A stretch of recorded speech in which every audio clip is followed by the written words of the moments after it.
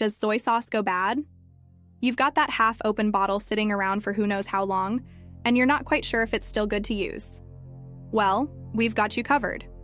In this video, we'll explore the shelf life of soy sauce, signs of spoilage, and whether it needs to be refrigerated. Let's get started. Soy sauce shelf life. First things first, soy sauce doesn't easily spoil, but it doesn't last forever either. An unopened bottle can keep for a couple of years past the printed date. But once you crack it open, you've got about a month of great quality if it's stored at room temperature, or maybe up to 6 months in the fridge.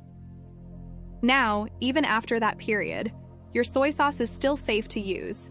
It might just have a slightly altered flavor. So, if you have an old open bottle sitting around for months, the best thing to do is to check its taste if it doesn't show any signs of spoilage. One key thing to remember is that soy sauce won't spoil as long as no water or other ingredients have been added. Keeping it tightly closed prevents it from going bad. Dealing with white floaties.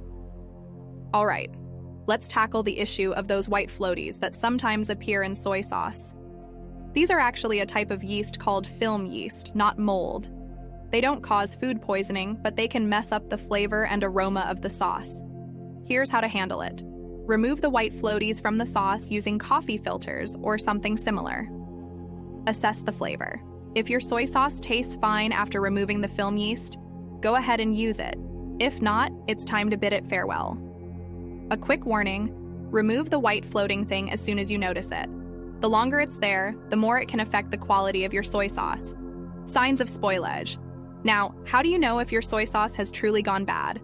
Well, give it a sniff and take a good look at it. Look for off, funny, or super strong smells, changes in color or texture, and anything on the surface like mold, except for the film yeast, which you can remove. If your soy sauce looks and smells okay, assess the taste. The most important changes over time are in color and flavor. The color gets stronger and the taste slowly disappears. If the flavor is slightly weaker, adding a bit more soy sauce usually solves the issue. But if it's plain bad or has little flavor left, it's time to say goodbye. Remember, if you're not 100% sure your soy sauce is fine to eat, it's better to be cautious and discard it, especially if you haven't followed good storage practices. Refrigeration. Is it necessary? Well, technically, you don't have to refrigerate it, but it's quite beneficial to do so. Refrigeration keeps the best quality for at least a few months after opening, compared to just a month at room temperature. Some well-known producers like Kikkoman and Kamada even recommend refrigerating their soy sauces for the best quality retention. So, if you're not a soy sauce aficionado and don't use it too often, consider keeping it in the fridge. However, rest assured, even if you leave your soy sauce unrefrigerated, it should stay safe to use.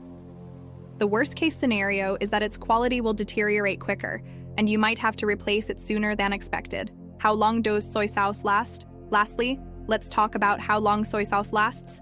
An unopened bottle can stay good for at least a couple of years past the printed date. Once opened, it's about a month at room temperature and roughly 6 months in the fridge for best quality.